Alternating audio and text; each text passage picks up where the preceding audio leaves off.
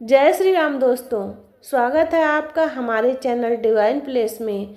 आज हम लेकर आए हैं रामायण की एक प्रेरणादायक कथा, सेतु बंधन।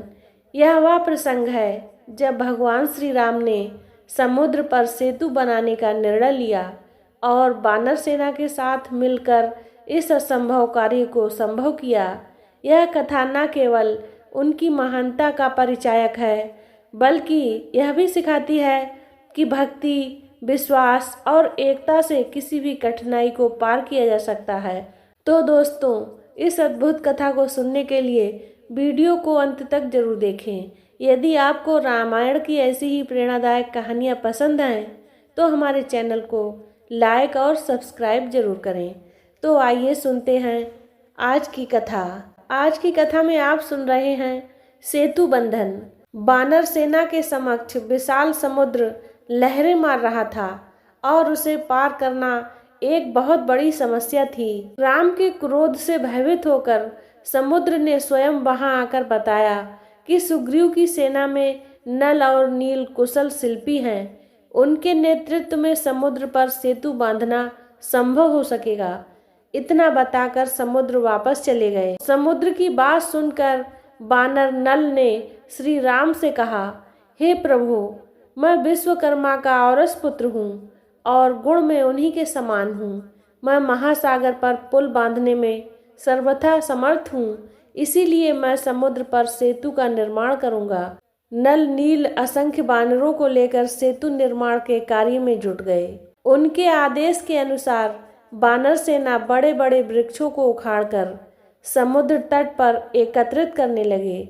देखते देखते वहाँ साल, अश्वकर्ण, धव, बांस, कुटज, अर्जुन, कर्णिकार, जामुन, अशोक आदि वृक्षों का एक विशाल गगनचुंबी ढेर लग गया। इस प्रकार सागर के किनारे वृक्षों और शिलाओं के दो विशाल पर्वत बन गए। इसके पश्चात उन्होंने बड़े बड़े शिलाखंडों को समुद्र में नल नील के निर्देशानुसार डालना आरंभ कर दिया। उन शिलाखंडों एवं वृक्षों को शिल्प कला में चतुर नल नील सेतु का रूप देते जा रहे थे। इस प्रकार उन्होंने अधिक परिश्रम करके पहले ही दिन 56 कोस लंबा पुल बना दिया। दूसरे दिन उन्होंने और भी अधिक फुर्ती दिखाई और 84 कोस लंबा पुल बनाया। फिर अतुल परिश्रम से तीसरे दिन 92 कोस लंबा सेतु पुल बनाया। इस प्रकार निरंतर परिश्रम करके उन्होंने 400 कोस लंबा पुल बना डाला। अब नल नील के प्रयत्नों से 40 कोस चौड़ा और 100 कोस लंबा मजबूत पुल बनकर तैयार हो गया। समुद्र पर सेतु बन जाने के पश्चात श्री रामचंद्र जी ने हनुमान जी की पीठ पर और लक्ष्मण ने अंगद की पीठ पर बैठकर सेतु पर होते हुए विशाल सागर पार किया। उनके पीछे पीछे संपूर्ण वानर सेना भी सुग्रीव के नेतृत्व में समुद्र को पार कर लंका में जा पहुंची। इस सेना के लंका में पहुंचते ही राक्षसों में भयानक हलचल मच गई। वे लंका दहन की घटना को स्मरण कर भयभीत होने लगे। उधर रावण ने शुक्र और सारण नामक मंत्रियों को बुलाकर उनसे कहा, हे चतुर मंत्रियों, अब राम ने वानरों की सहायता से अगाध समुद्र पर सेतु बांधकर उसे पार कर लिया है और वह लंका के द्वार पर आ पहुंचा है। तुम दोनों वानरों का वेश बनाकर श्री राम की सेना में प्रवेश करो और यह पता लगाओ कि शत्रु सेना में कुल कितने वानर हैं, उनके पास अस्त्र शस्त्र कितने और किस प्रकार के हैं, और मुख्य मुख्य वानर नायकों के नाम क्या हैं। रावण की आज्ञा पाकर दोनों कूटनीतिज्ञ मायावी राक्षस वानरों का वेश बनाकर वानरों की सेना में घुस गए, परंतु वे विभीषण की तीक्ष्ण दृष्टि से बच न सके। विभीषण ने उन दोनों को पकड़कर राम के सम्मुख करते हुए कहा, हे राघव, ये दोनों गुप्तचर रावण के मंत्री शूक और सारण हैं, जो हमारे कटक में गुप्तचरी करते पकड़े गए हैं। राम के सामने जाकर दोनों राक्षस थर थर कांपते हुए बोले, हे राजन, हम राक्षस राज रावण के सेवक हैं उन्हीं की आज्ञा से आपके बल का पता लगाने के लिए आए थे। हम उनकी आज्ञा के दास हैं, इसीलिए उनका आदेश पालन करने के लिए विवश हैं। राजभक्ति के कारण हमें ऐसा करना पड़ा है, इसमें हमारा कोई दोष नहीं है। उनके ये निश्चल वचन सुनकर श्री रामचंद्र जी बोले, हे मंत्रियों, हम तुम्हारे सत्य भाषण से बहुत प्रसन्न हैं। तुमने यदि हमारी शक्ति देख ली है तो जाओ, यदि अभी कुछ और देखना शेष रह गया है तो भली भांति देख लो। हम तुम्हें और दंड नहीं देंगे। आर्य लोग शस्त्रहीन व्यक्ति पर वार नहीं करते, अतएव तुम अपना कार्य पूरा करके निर्भय होकर लंका लौट जाओ। तुम साधारण गुप्तचर नहीं, रावण के मंत्री हो, इसीलिए उससे कहना, जिस बल के भरोसे पर तुमने मेरी सीता का हरण किया है, उस बल का परिचय अपने भाइयों, पुत्रों और सेना के साथ हमें रणभूमि में देना।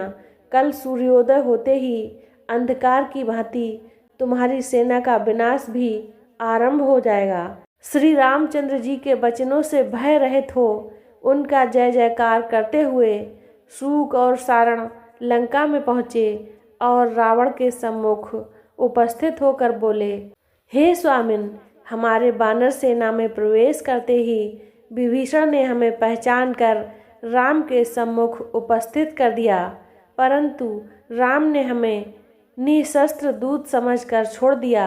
अब रही वानरों के बल की बात, उसका पता लगाना संभव नहीं है, क्योंकि उनमें प्रत्येक के मन में आपके विरुद्ध क्रोध और घृणा की ज्वाला धधक रही है। उनसे बात करना ही संभव नहीं है।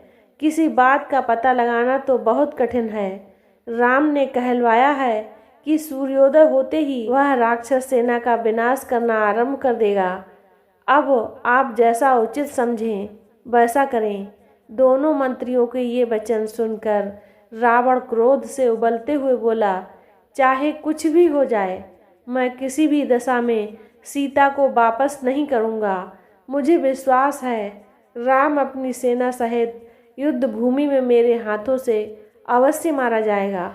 मंत्रियों के उत्तर से संतुष्ट न होकर रावण ने कुछ अन्य गुप्तचरों को वानर सेना में भेजा। उन्होंने बड़ी चतुराई से संपूर्ण जानकारी प्राप्त करके रावण को बतलाया कि राम ने अपना सैनिक शिविर सुबेल पर्वत पर लगाया है। उनमें जामवंत नामक वृक्ष सबसे दुधुर्ष एवं तेजस्वी है। उसके अतिरिक्त 3 वानर सबसे अधिक बलवान और पराक्रमी हैं। उनके नाम सुमुख, दुर्मुख और वेगदर्शी हैं। नल नील उस सैनिक टुकड़ी के अध्यक्ष हैं जिसने समुद्र पर सेतु बांधा है। अंगद अपने पिता बाली से भी अधिक तेजस्वी एवं बलवान है। उसके अतिरिक्त सहस्त्रों अद्भुत शक्ति संपन्न पराक्रमी वानर हैं। राम और लक्ष्मण तो जनस्थान को नष्ट करके अपने बल का परिचय आपको दे ही चुके हैं। तो मित्रों, आज की कथा को यहीं पर विराम देते हैं। अब आइए कुछ अनमोल वचनों को सुनते हैं। राम काजु कीन्हे बिनु मोहि कहाँ विश्राम। यह चौपाई हनुमान जी की भक्ति को दर्शाती है, जिसमें वे श्री राम के कार्य को सर्वोपरि मानते हैं और इसे पूरी निष्ठा से पूरा करते हैं। नाथ पवन सुत कीन प्रशंसा, कृपा सिंधु मन हरस नरासा। श्री राम द्वारा हनुमान जी की प्रशंसा की गई, जिन्होंने सेतु निर्माण के महत्वपूर्ण भूमिका निभाई। जेहि सुमिरत सिद्धि होई, गणनायक करि बर बदन। सेतु बंधन के कार्य को सफल बनाने के लिए वानर सेना ने श्री राम के नाम का स्मरण किया और कठिन कार्य को सफल बनाया। श्री राम ने वानर के पराक्रम और उनकी भक्ति का सम्मान किया और स्वयं सेतु निर्माण में उनका मार्गदर्शन किया। जहाँ एकता, भक्ति और समर्पण होता है, वहाँ असंभव कार्य भी संभव हो जाते हैं। धैर्य और श्रद्धा से किए गए कार्य में भगवान स्वयं सहायक होते हैं। सच्ची भक्ति और निष्ठा वह है जो ईश्वर के कार्य को अपना कर्तव्य मानकर निभाई जाए। श्री राम के प्रति वानर सेना का समर्पण हमें सिखाता है कि किसी भी कार्य को पूरी निष्ठा और धैर्य से किया जाए तो उसमें सफलता निश्चित होती है। तो प्यारे मित्रों, सेतु बंधन की यह महाकथा हमें यह सिखाती है कि भगवान के प्रति अटूट भक्ति, समर्पण और परिश्रम से हर कठिनाई को पार किया जा सकता है। भगवान श्री राम और वानर सेना ने मिलकर समुद्र पर सेतु बांधकर असंभव को संभव कर दिखाया। यह कथा हमें यह भी शिक्षा देती है कि जब हम सच्चे मन से ईश्वर के कार्य में लग जाते हैं तब वे स्वयं हमारे साथ खड़े हो जाते हैं और कठिन से कठिन कार्य को भी आसान बना देते हैं। यह प्रसंग यह भी दर्शाता है कि एकता और विश्वास का बल कितना महान होता है, जिससे समुद्र जैसी विशाल चुनौती को भी पार किया जा सकता है। तो मित्रों, आशा करते हैं कि सेतु बंधन की इस कथा से आपको प्रेरणा मिली होगी। हमने देखा कि कैसे भगवान श्री राम ने अपनी सेना के साथ धैर्य, भक्ति और विश्वास का अद्भुत उदाहरण प्रस्तुत किया। यह प्रसंग हमें सिखाता है कि जब हम भगवान के प्रति सच्चे होते हैं तो वे स्वयं हमारी राह में आने वाली बाधाओं को दूर करते हैं। अगर आपको यह वीडियो पसंद आया हो तो इसे लाइक, शेयर और हमारे चैनल डिवाइन प्लेस को सब्सक्राइब करना ना भूलें। तो धन्यवाद दोस्तों हमारे साथ जुड़े रहने के लिए। अगली बार फिर मिलेंगे एक और प्रेरणादायक रामायण कथा के साथ। तब तक के लिए जय श्री राम, जय हनुमान।